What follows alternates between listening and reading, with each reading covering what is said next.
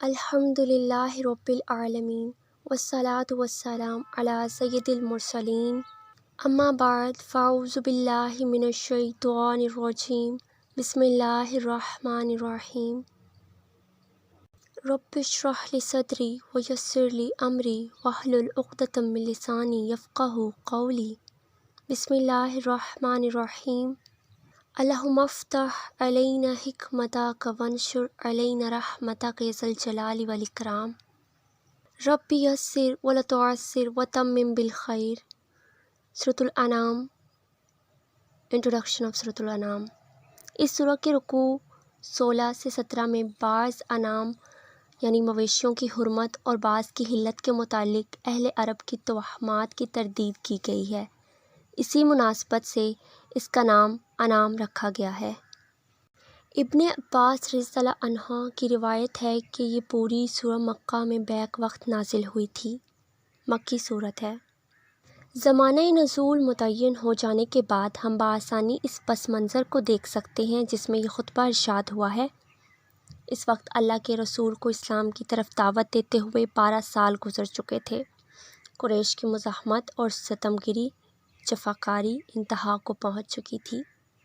اسلام قبول کرنے والوں کی ایک بڑی تعداد ان کے ظلم و ستم سے عاجز آ کر ملک چھوڑ چکی تھی اور حبشہ میں مقیم تھی۔ نبی صلی اللہ علیہ وآلہ وسلم کی تائید و حمایت کے لیے نہ ابو طالب باقی رہے تھے اور نہ حضرت خدیجہ، اس لیے ہر دنیاوی سہارے سے محروم ہو کر آپ شدید مزاحمتوں کے مقابلے میں تبلیغ و رسالت کا فریضہ انجام دے رہے تھے۔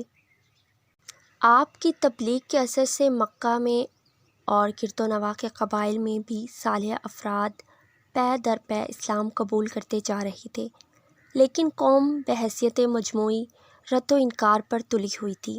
جہاں کوئی شخص اسلام کی طرف ادنا جھکاؤ بھی ظاہر کرتا تھا، اسے لعن، طعن و ملامت، جسمانی اذیت اور معاشی و معاشرتی بائیکاٹ کا ہدف بننا پڑتا تھا۔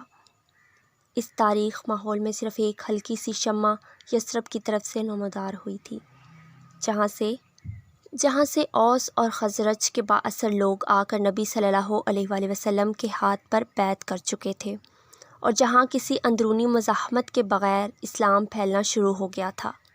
مگر اس چھوٹی سی ابتدا میں مستقبل کے جو امکانات پوشیدہ تھے انہیں کوئی ظاہر آنکھ دیکھ نہیں سکتی تھی۔ بظاہر دیکھنے والوں کو جو کچھ نظر آتا تھا وہ بس یہ تھا کہ اسلام ایک کمزور سی تحریک ہے جس کی پشت پر کوئی مادی طاقت نہیں، کوئی دنیاوی طاقت نہیں، جس کا داعی اپنے خاندان کی ضعیف سی حمایت کے سوا کوئی زور نہیں رکھتا، اور جسے قبول کرنے والے چند مٹھی بھر بے بس اور منتشر افراد اپنی قوم کے عقیدہ و مسلک سے منحرف ہو کر اس طرح سوسائٹی سے نکال پھینکے گئے ہیں جیسے پتے اپنے درخت سے جھڑ کر زمین پر پھیل جائیں۔ ان حالات میں یہ سورہ نازل ہوئی ہے، یہ خطبہ ارشاد ہوا ہے، اور اس کے مضامین کو 7 بڑے بڑے عنوانات پر تقسیم کیا جا سکتا ہے۔ نمبر 1، شرک کا ابطال اور عقیدہ توحید کی طرف دعوت۔ شرک کا انکار اور عقیدہ توحید کی طرف دعوت۔ نمبر 2، عقیدہ آخرت کی تبلیغ اور اس غلط خیال کی تردید کہ زندگی جو کچھ ہے بس یہی دنیا کی زندگی ہے۔ نمبر 3، جاہلیت کی ان توہمات کی تردید جن میں لوگ مبتلا تھے۔ نمبر 4، ان بڑے بڑے اصول اخلاق کی تلقین جن پر اسلام سوسائٹی کی تعمیر چاہتا تھا۔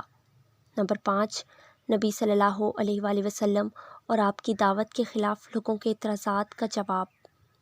نمبر 6، طویل جدوجہد کے باوجود دعوت کے نتیجہ خیر نہ ہونے پر ان حضرت صلی اللہ علیہ وآلہ وسلم اور عام مسلمانوں کے اندر اضطراب اور دل شکستگی کی جو کیفیت پیدا ہو رہی تھی اس پر تسلی۔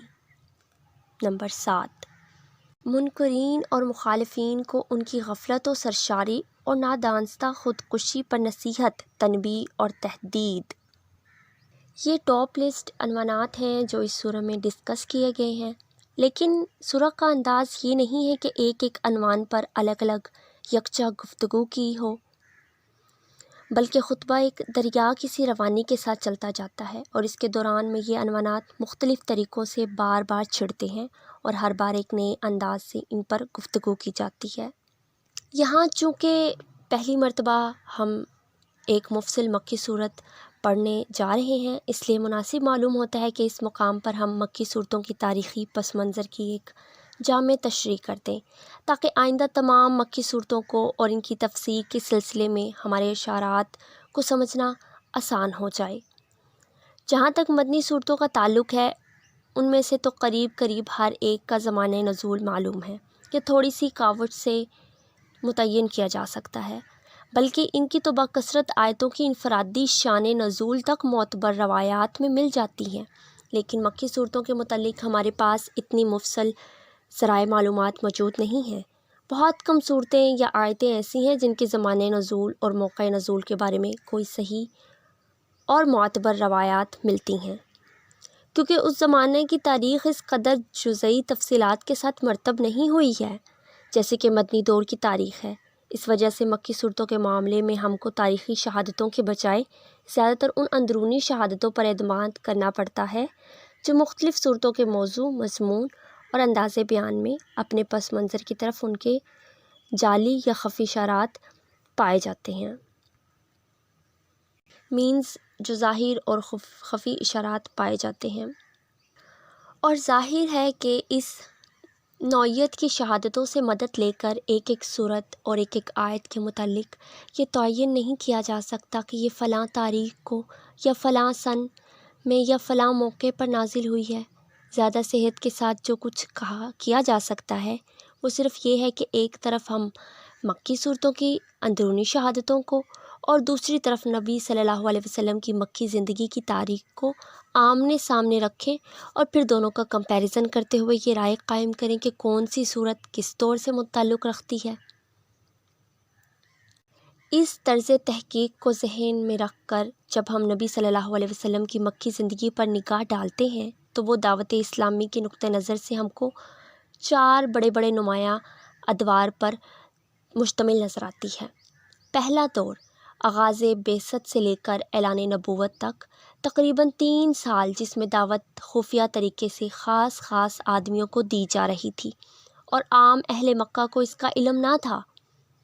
دوسرا دور اعلان نبوت سے لے کر ظلم و ستم اور فتنہ کے آغاز تک تقریباً 2 سال، جس میں پہلے مخالفت شروع ہوئی، پھر اس نے مزاحمت کی شکل اختیار کی، پھر مذاق، تضحیک، استہزاء، الزامات، سب و شتم، جھوٹے پروپیگنڈے اور مخالفانہ جتھ بندی سازشوں تک نوبت پہنچی، اور بالآخر ان مسلمانوں پر زیادتیاں شروع ہو گئی جو نسبتاً زیادہ غریب، کمزور اور بے یار و مددگار تھے۔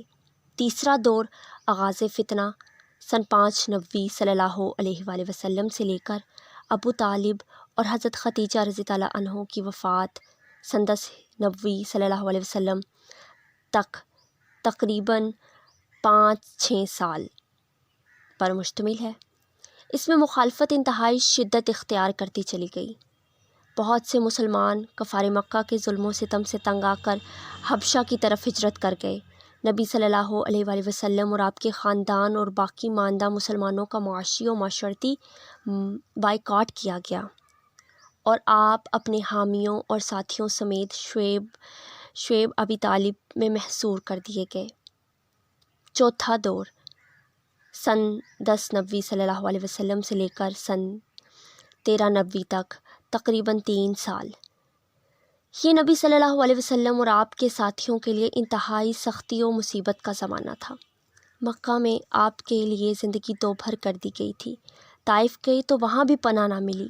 حج کے موقع پر عرب کے ایک ایک قبیلے سے آپ اپیل کرتے رہے کہ وہ آپ کی دعوت قبول کریں اور آپ کا ساتھ دے، مگر ہر طرف سے کوڑا جواب ہی ملتا رہا، اور ادھر اہل مکہ بار بار یہ مشورے کرتے رہے کہ آپ کو قتل کر دیں یا قید کر دیں یا اپنی بستی سے نکال دیں۔ آخر کار اللہ کے فضل سے انصار کے دل اسلام کے لیے کھل گئے اور ان کی دعوت پر آپ نے مدینہ کی طرف ہجرت فرمائی۔ ان میں سے ہر دور میں قرآن مجید کی جو صورتیں نازل ہوئی ہیں وہ اپنے مضامین اور انداز بیان میں دوسرے دور کی صورتوں سے مختلف ہیں۔ ان میں بکثرت مقامات پر ایسے اشارات بھی پائے جاتے ہیں جن سے پس منظر کے حالات اور واقعات پر صاف روشنی پڑتی ہے۔ ہر دور کی خصوصیات کا اثر اس دور کے نازل شدہ کلام میں بہت بڑی حد تک نمایاں نظر آتا ہے، یعنی ہر دور کی خصوصیات کا اثر اس دور کی سورہ میں، یعنی مکی اور مدنی کی صورتوں میں بہت بڑی حد تک نمایاں نظر آتا ہے۔ انہی علامات پر اعتماد کر کے ہم آئندہ ہر مکی سورہ کے انٹروڈکشن میں یہ بتائیں گے کہ وہ مکہ کے کس دور میں نازل ہوئی ہے انشاءاللہ۔ ٹل دین stay tuned, be blessed, and if you like it, never forget to like, share and subscribe to my